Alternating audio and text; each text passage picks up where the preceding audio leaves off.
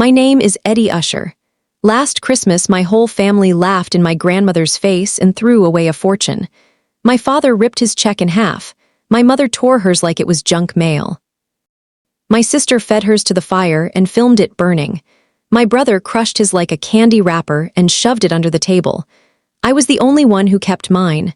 The check was for $5 million. By the next morning, the money was in my account. By the end of the week, my family was pounding on doors. By the end of the month, they were calling me a thief. And by the time my grandmother was buried, they were willing to destroy each other to get back what they had mocked. What none of them knew was that the $5 million was only the beginning.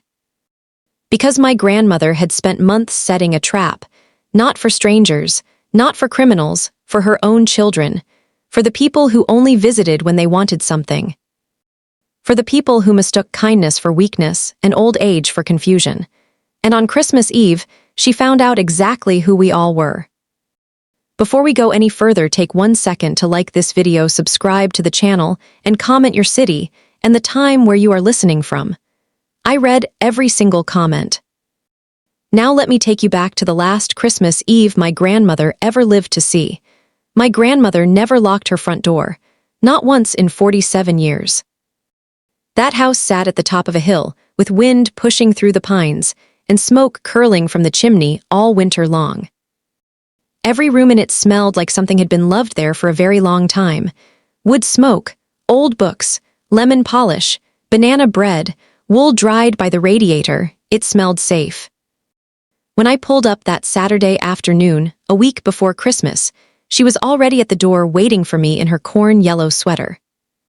She had one hand on the frame and the other tucked into the pocket of her apron. She always waited at the door when I came. Always. Like the day had not properly begun until I made it up the hill.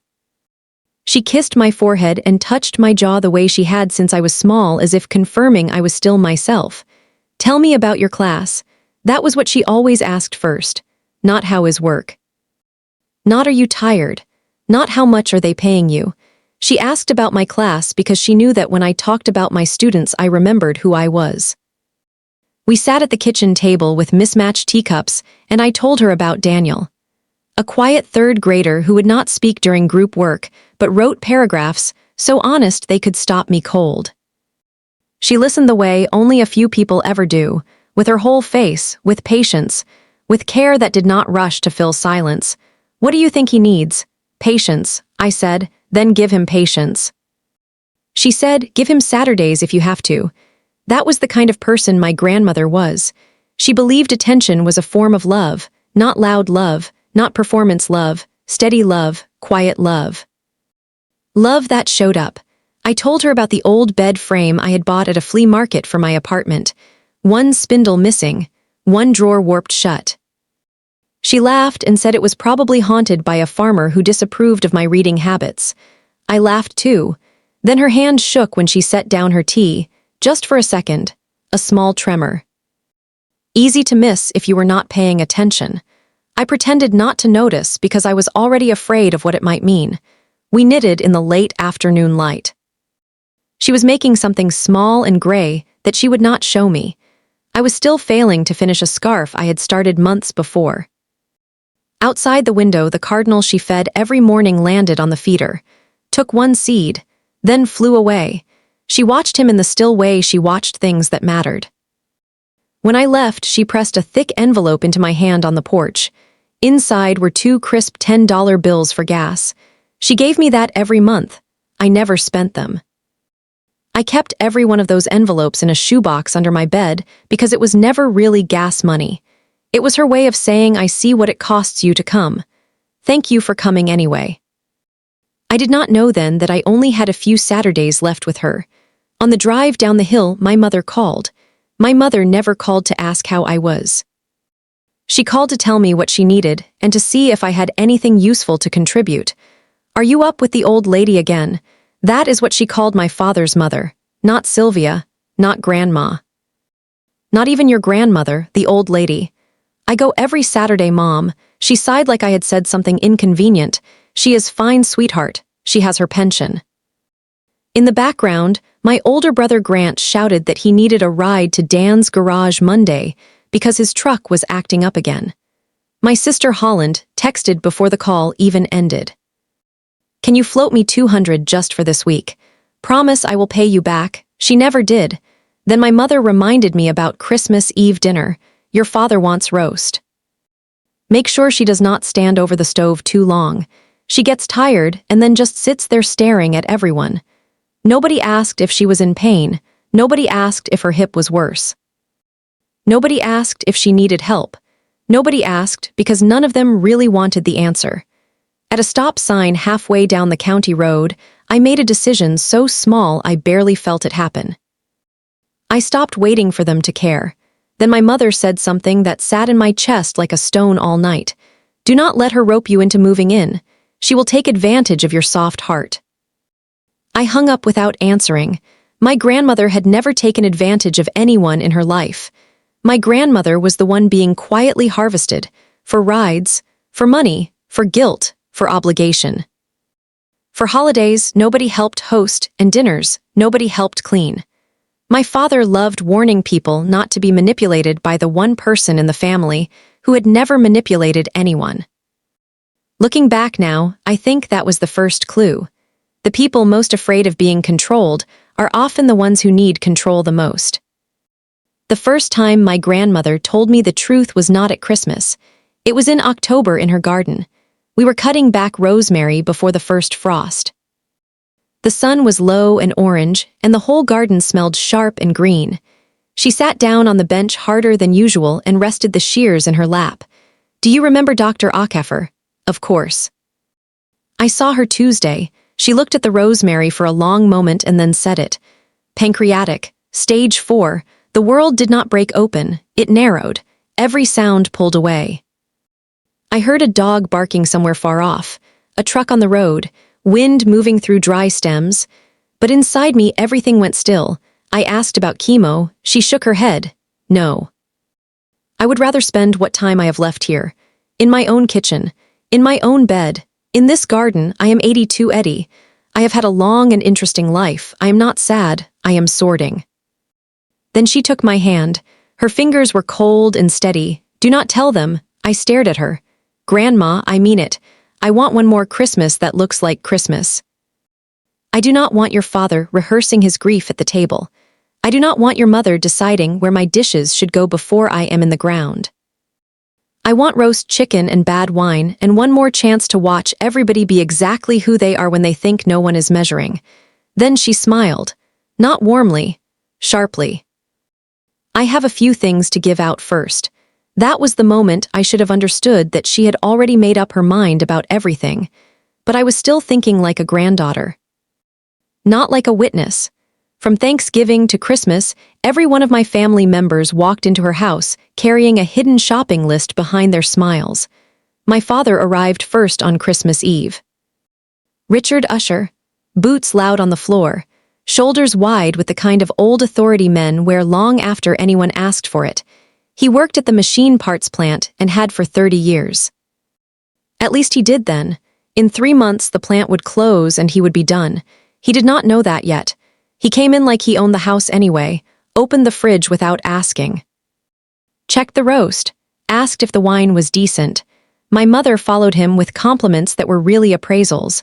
"Oh, the tree is lovely this year." She said that while staring at the ornaments the way an antique dealer studies an estate lot. Grant showed up with a girlfriend young enough to make everyone uncomfortable. He barely greeted my grandmother. He did ask if I was still teaching kids and when I planned to get a real job. He smiled when he said it so he could call it a joke later. Holland came last with her phone already out. She filmed the fireplace before she hugged anyone. Cozy family magic, my loves. She kissed air near my grandmother's cheek and went back to finding the good angle. My grandmother moved slowly between the stove and the table in that yellow sweater. She was tired. I could see it in the way she braced one hand against the counter when she thought no one was looking. But her eyes were clear, so clear, watching everyone, measuring. At one point, her oldest friend Mag stopped by with a jar of honey from the bookstore and caught me alone in the hallway. "You know you are the only one she talks about like that." "Right, like what?" like she can rest when you are in the room. That stayed with me. Dinner stretched long. Bing Crosby played on the old kitchen radio and skipped in the same place it had skipped since the 90s.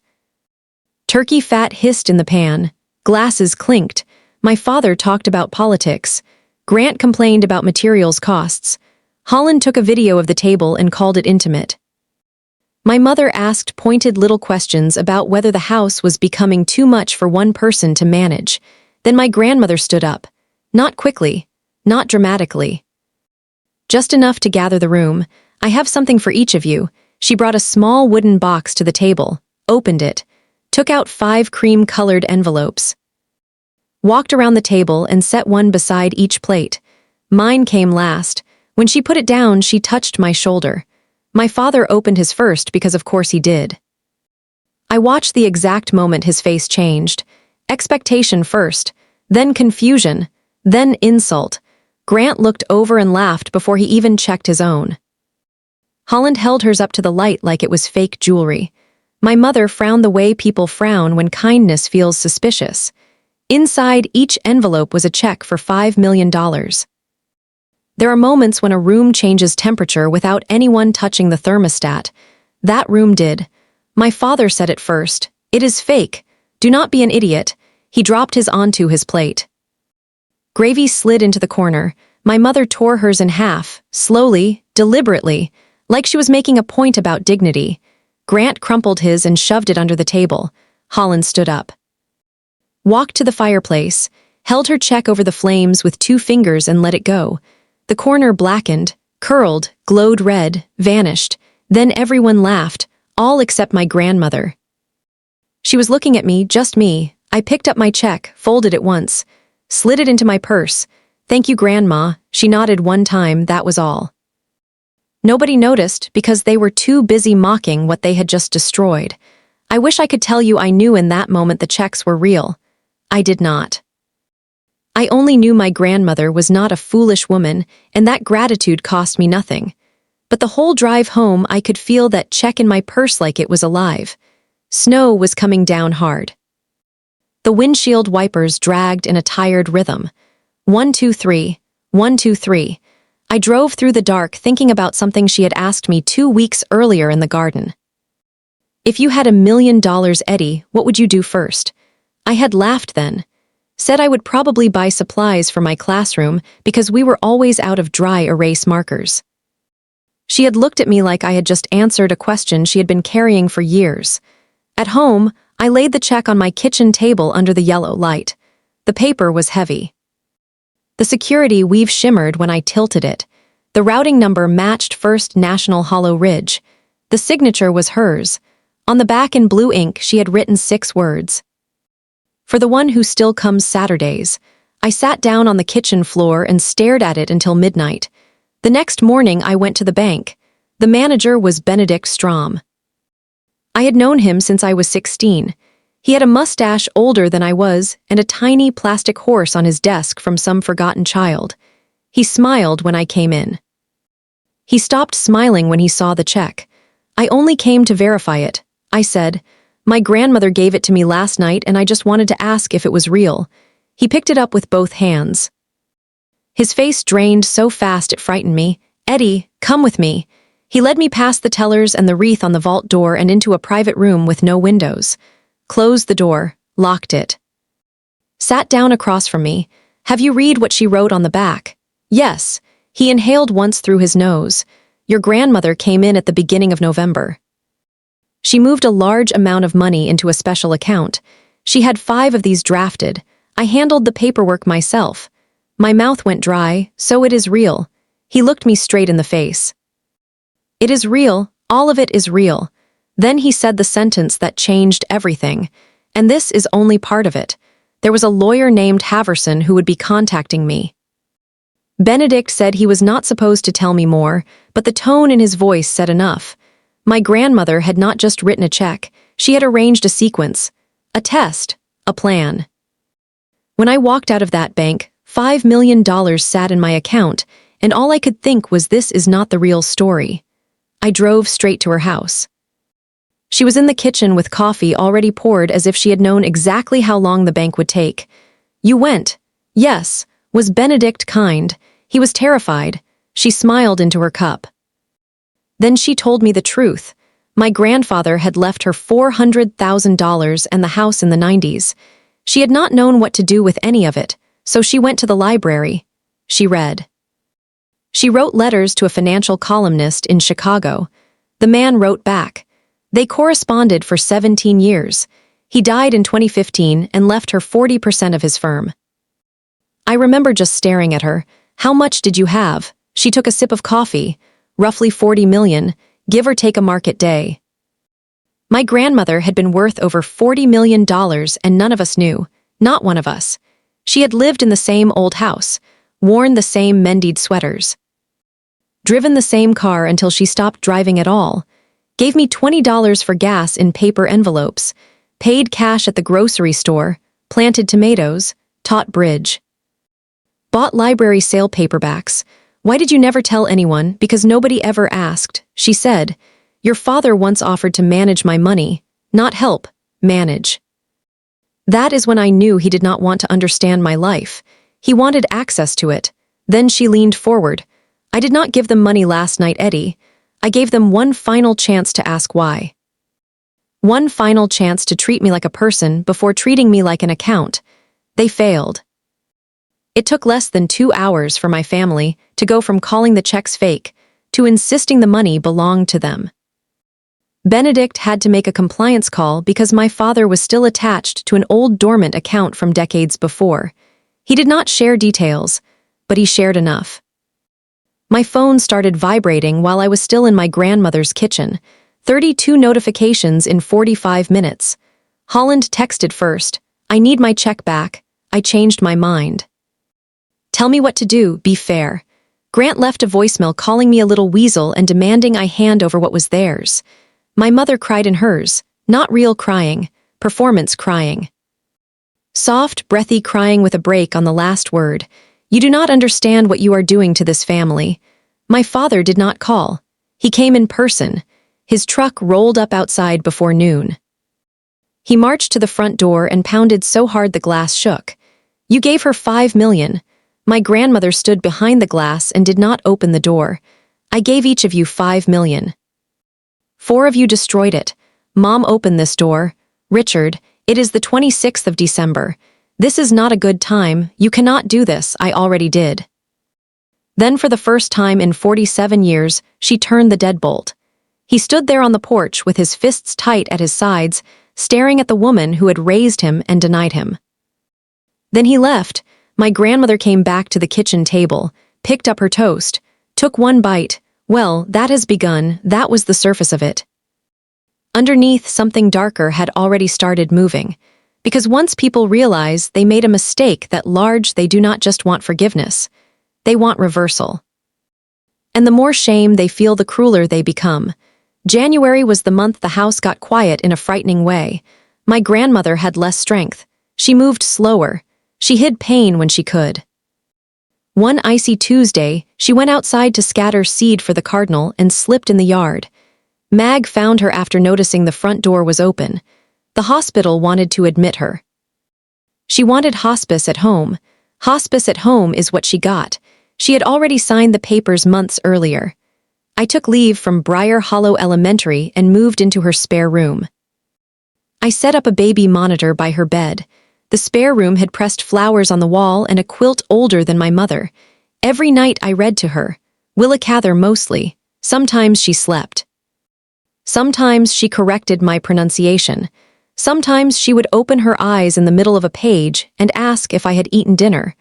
My father visited once, 20 minutes. He suggested she let Grant bring her home with him. Richard, I am home, he never came back. Some nights when the radiator clicked and the house settled around us, I would hear my phone buzz in the other room and refuse to look. The messages got uglier as her condition worsened. There is a particular kind of cruelty people allow themselves when they believe time is running out and they might lose access forever. Holland posted sad videos without naming names. Grant sent threats disguised as concern. My mother sent long voicemails about family unity. My father sent one message that only said this is not over. He was right.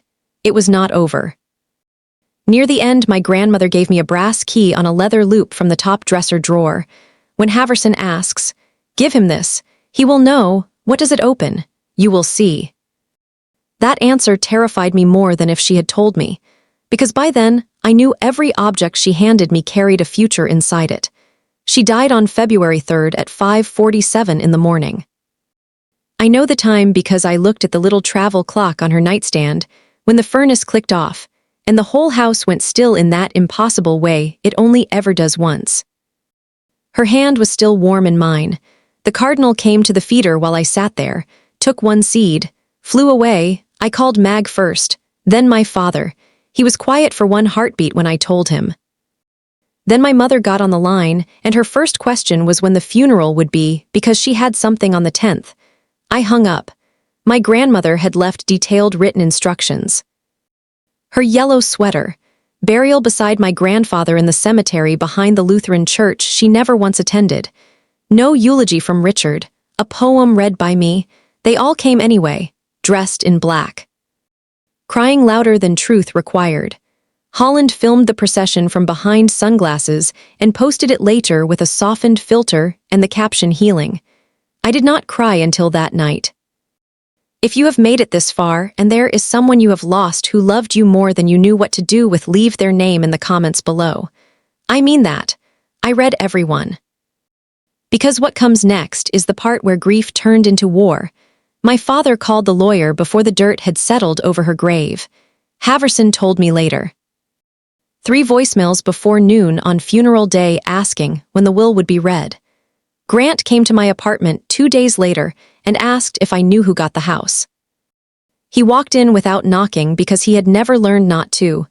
He took a beer from my fridge without asking. He looked at me like I was withholding inventory. I told him the truth. I did not know. I did not care. He did not believe me. Haverson finally called on the Monday after. He had a voice like a cello string and the kind of slow calm that made angry people sound foolish. He said there would be a reading on February 20th, immediate family only, and then he asked me if I still had the key. Yes, bring it. The day of the reading, I wore a gray dress and drove in with a stomach full of lead. For some reason, I assumed the will would divide things in a way that would cause resentment, but not shock. I had not yet understood how completely my grandmother intended to speak from beyond the grave. Haverson's conference room had wood paneling and a clock so loud it sounded accusatory. My father sat rigid. My mother clung to his sleeve. Grant looked angry before anything started. Holland kept reaching for her phone until Haverson politely told her to put it away. Mag sat beside me because my grandmother had asked for that too. Haverson opened a dark green folder and began. He read the standard language first, then personal bequests, the cardinal teacup to me. The bridge set to Mag, the soldered tree star to the church, the piano to the elementary school. Then he turned a page. The principal remainder of the estate comprising the residence, the 23 surrounding acres, all investment, accounts all remaining personal effects valued at approximately $40.2 million.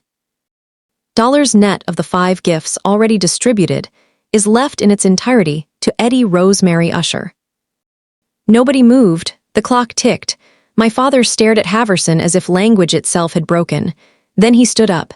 Is this a joke? Not loud the first time, more like disbelief choking on itself.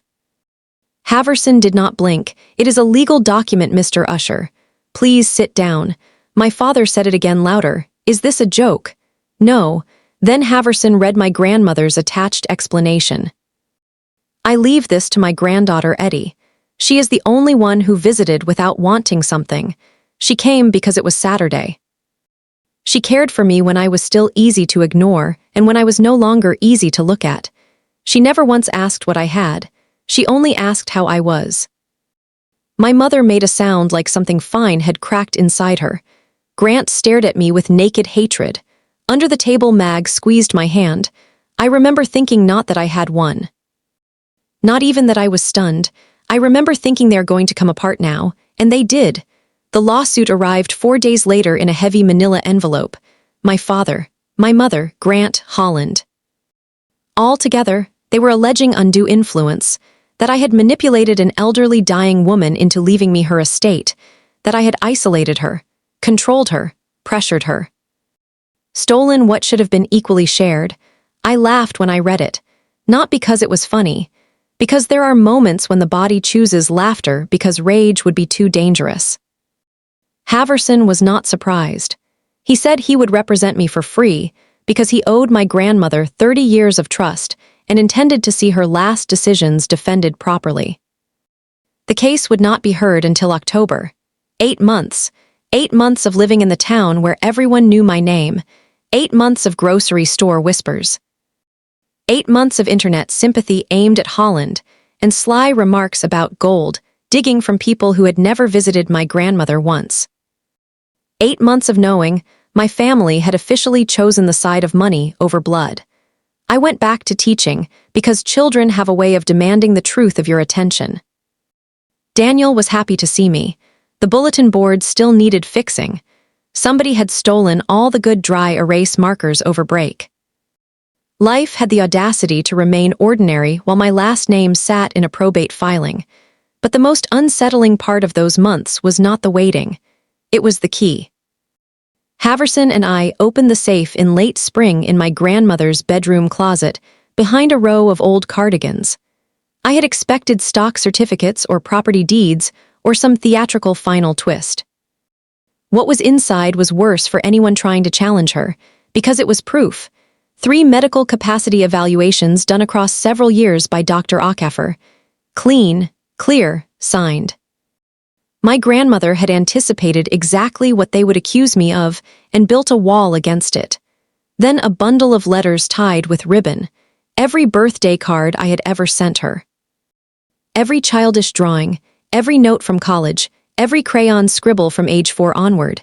Then the album, green leather, soft corners, shoelace tied around it. At first I thought it was a scrapbook. It was not.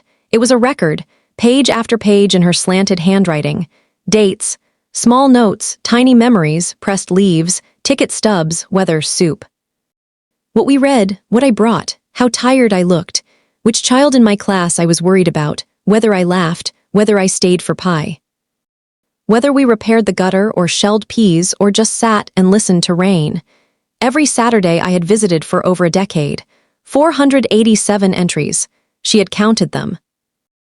I sat on her bedroom floor and turned those pages one by one while the light changed, and Haverson stood in the doorway pretending not to watch me break apart. Because there it was. The true inheritance, proof that love repeated becomes evidence, proof that showing up leaves a trail, proof that a life can be measured not by what it takes but by what it keeps. One note from years before said only this: Eddie came tired, we both napped. I cried so hard I had to press my sleeve over my mouth. By the time the hearing arrived in October, I understood something my family still did not. This was never just about a will. It was about a verdict on character delivered by the one person who had seen us all clearly for years. Judge Bernadette Ames heard the case. She had gone to high school with my grandmother but was not close enough to recuse herself. My family's lawyer had nothing, he knew it. You could see it in the way he stacked papers he did not want to read aloud. Haverson presented the will, the evaluations, the witnesses. Dr. Ackefer testified with the calm precision of a woman used to facts. Full testamentary capacity, no cognitive decline affecting legal judgment, 3 evaluations across 3 years. The last only weeks before death. Mag took the stand and said my grandmother was the most unpersuadable person she had ever known. She remembered a bridge hand from 1987 and never let anyone forget a slight or a kindness if it mattered. Then it was my turn. I expected the questions I got. Did I discuss the estate? No. Did I pressure her? No. Did I isolate her? No. Did I know the scope of her wealth? No. Then opposing counsel asked the only question that mattered. In your opinion, Miss Usher, why did she leave everything to you? I looked at the judge, looked at Mag. Looked at the empty space beside her that in my mind should still have held the woman who planted rosemary in October light. Then I answered, because it was Saturday. That was the truth in its purest form. Not strategy, not manipulation, not ambition. Saturday, the judge ruled that same day. The will was valid. The challenge was dismissed. My family would pay my legal fees. It should have ended there. But humiliation makes some people louder before it makes them quiet. Outside the courtroom in the marble hall, my father saw me, and something in him finally snapped. "You are the worst daughter I ever had." His voice hit the stone and came back uglier. A local reporter heard him, printed it 2 days later in the Hollow Ridge Chronicle inside a very measured article about the probate ruling. She also included a factual detail. My father had been laid off after the plant closure in March. In a small town, facts can sound like judgment even when they are just facts. Then the rest of the unraveling began. My mother's spa started losing clients, not in one dramatic wave, in careful absences, regulars who quietly stopped booking. People who had known my grandmother too long to forget what they had heard about the Christmas checks or the courtroom outburst. Grant was already behind on warehouse rent, and within months his rented office space was gone. Repossessed. Filed in the back section of the paper where everyone in town still reads every line. Holland had live streamed inside the courthouse until a bailiff made her stop. The platform pulled the video. Her followers turned on her. Then a message reached her husband about hidden debt. He looked. He found more than $80,000 she had concealed. He filed for divorce in spring. My father did not find another job. My mother moved to Ohio. Holland followed later. Grant stopped calling once it became clear there was nothing left to threaten me with. And my father sat alone in the house I grew up in with his pride, and his silence, and the knowledge that he had burned $5 million in front of the woman who gave him life. But the hardest part of the story is not what happened to them. It is what I discovered my grandmother had been doing all along. One warm Saturday in May, while Mag and I were cleaning out my grandmother's desk, I found a small leather notebook hidden under the drawer lining. On each page was a year, then a list. Milk program. 840, textbooks, 1,200, library fund, band uniforms, classroom rugs, music room drums, year after year after year. She had been anonymously funding Briar Hollow Elementary for 40 years. My school, the school where I taught. The school where children like Daniel drank milk, paid for by a private donor nobody had ever met. The total at the back was $284,600. She started the year after my father entered kindergarten. She fed the school that fed all of us, quietly, without thanks, without plaques, without anyone in her own family knowing. That discovery changed the shape of my grief, because suddenly everything aligned. The $20 gas envelopes, the questions about my students, the way she listened. The way she asked what I would do with $1 million. The way she watched who showed up when there was nothing obvious to gain. My grandmother did not care about money as possession. She cared about money as a witness, a tool, a test, a way to reveal what a person loved before they knew they were being watched. My mother came to see me once after all of it, alone, no warning. She took a bus from Ohio and walked the last mile in slush. When I opened the door, she looked smaller than I had ever seen her. She told me she had finally read the personal letter Haverson gave her after the will reading. In it, my grandmother wrote that she had forgiven her decades earlier, for specific cruelties. Specific slights, specific years. My mother cried at my kitchen table without performance for the first time in my life. Then she asked if I could save her spa with $100,000. I looked at her for a long moment and realized I was not angry anymore. Anger had burned off. What remained was distance. I said no. Then I told her what I would do instead. I would set up a fund in my grandmother's name, for any future children in our family who wanted college, for any child in Hollow Ridge who needed help, for books, for food, for school. For the things my grandmother had spent her whole life caring about. My mother nodded. She did not argue. She hugged me for 1 second at the door and left. "I am not angry anymore, Mom," I said. "I just do not know you." She nodded without turning around. A few months later, I made my own decision. I gave notice at Briar Hollow Elementary. Rented a small cottage in Maine from nothing more than a road atlas and a name that sounded like somewhere my grandmother would have liked. Newberry Cove. I set up the Sylvia Usher Scholarship Fund with $20 million. Tuition, books, milk, supplies, elementary through college across Hollow Ridge County. Haverson cried when I signed the papers. It was the only time I ever saw him cry. I did not sell my grandmother's house. I let Mag use the front rooms for a second bookstore location. She named it Sylvia's Second Reading and painted the sign herself. I took only what fit in my car, mostly books, clothes, her yellow sweater. The first cup of coffee I drank in Maine was the worst coffee I had ever tasted in my life, and I laughed in the parking lot like I had not laughed in a year. The cottage smelled like cedar and salt. One window faced the Atlantic, the floor creaked, the porch leaned a little to one side. It was perfect. That first evening there was a letter from Mag in the mailbox. Sylvia knew you would end up somewhere like this. She told me 10 years ago, Eddie is a coastal soul, it just has not told her yet. Welcome home. By the next June, I had a 4th grade classroom facing the water and a yellow stray cat with a torn ear sleeping on my grandmother's sweater like he owned it. I named him Cather. One of my students was a quiet girl named Rosie who would not speak during group work. I gave her patience. I gave her Tuesdays after school. By spring, she was raising her hand.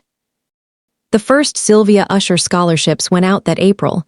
47 students. I read every application.